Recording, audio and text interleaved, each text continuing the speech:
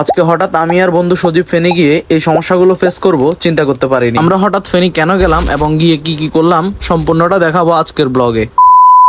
আসসালামু আলাইকুম এভরিওয়ান, আমি জাসুদউদ্দিন, আপনাদেরকে স্বাগতম আমার নতুন একটা ব্লগে। আজকের ব্লগের শুরুটা হয় মূলত এখান থেকেই। শুরুতে আমি আর আমার বন্ধু রাস্তা পার হয়ে চলে আসি গাড়িতে ওঠার জন্য। স্বাভাবিকভাবে এই রাস্তায় অনেক গাড়ি থাকলেও আজকে যখন আমরা বের হই তখন একটা গাড়িও ছিল না। আপনার সাথেও এমনটা হয় কিনা কমেন্ট করে জানাবেন। এরপর অনেকক্ষণ দাঁড়িয়ে থাকার পর অনেক কষ্টে একটা গাড়ি পাই, তারপর ঝটপট করে উঠে যাই গাড়িতে। আজকে অনেকদিন ধরে আমাদের এদিকে বৃষ্টি হচ্ছে, এরই সুবাদে এখনো আকাশ অনেক মেঘলা। আমরা তো টেনশন করতেছিলাম কখন জানি আবার বৃষ্টি চলে আসে। এরপর আমরা সিনজি নামক উড়োজাহাজে করে খুব তাড়াতাড়ি চলে আসি মহিপালের কাছাকাছি। ডিপ্রেশন দেন প্রাইভেট জেট থেকে আমাদেরকে এখানে নামিয়ে দেয়, সে নাকি সামনে যাবে না। যদিও সবসময় আমরা আরেকটু সামনে গিয়ে নামি, তো কি আর করার, আমরা আরেকটু হেঁটেই চলে যাচ্ছি। তো আমরা আরেকটু হাঁটতে থাকি, হাঁটতে হাঁটতে দেখলাম যে বাকি সিএনজি গুলো তাদের প্যাসেঞ্জার এখানে এসে নামাচ্ছে।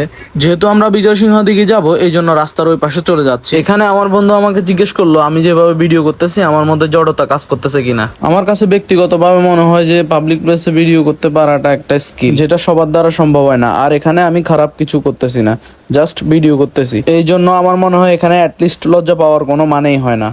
দেন আমরা হাঁটা শুরু করলাম আমাদের গন্তব্যস্থান বিজয় সিংহ দিঘির দিকে। এরপর আমরা কথা বলতে বলতে পৌঁছে যাই আমাদের কাঙ্ক্ষিত স্থান বিজয় সিংহ দিঘিতে। ফেনীতে থাকে তবে বিজয় সিংহ দিঘি চিনে না এমন মানুষ হয়তোবা খুঁজে পাওয়া যাবে না। এটি ফেনীর ঐতিহ্যবাহী দিঘির মধ্যে অন্যতম একটি। ধারণা করা হয় 12শো শতাব্দীতে রাজা বিজয় সিংহ এই দিঘি খনন করেন। আপনি বিজয় সিংহ দিঘি চিনেন কিনা এবং কি কখনো এখানে এসেছেন কিনা এটি কমেন্ট করে জানাতে ভুলবেন না। তারপর আমরা একটু হাঁটতেছিলাম এবং দেখেন এখানে কি করি। বন্ধুকে পকি বানানোর জরিমানা হিসেবে জালমুড়ি খাওয়াই। তারপর আমাদের সাথে যা হয় সত্যি বিষয়টা আমাদেরকে ব্যথিত করে। কত করে?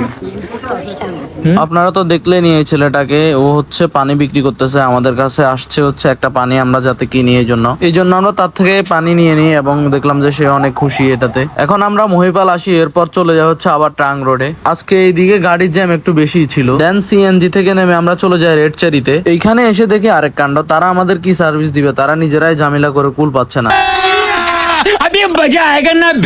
রেড চেরির খাবার কিছুটা ভালো হলেও তাদের সার্ভিস তেমন একটা ভালো না। তারপর সেখান থেকে হালকা নাস্তা করে আমরা বেরিয়ে যাই মূলত আমি যেই কাজের জন্য এখানে এসেছি সেটা সম্পূর্ণ করার জন্য।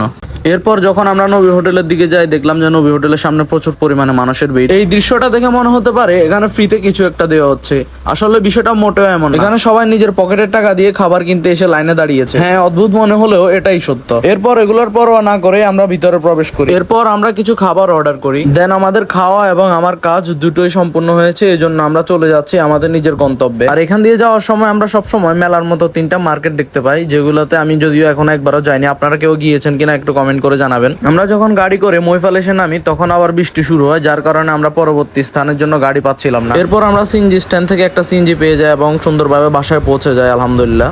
আজকের ব্লগটা এই পর্যন্তই এবং কি পুরো ব্লগটি আপনার কাছে কেমন লাগলো এটি কমেন্ট করে জানাবেন। যদি ভালো লেগে থাকে লাইক কমেন্ট শেয়ার করে ফলো দিয়ে পাশে থাকবেন। আসসালামু আলাইকুম।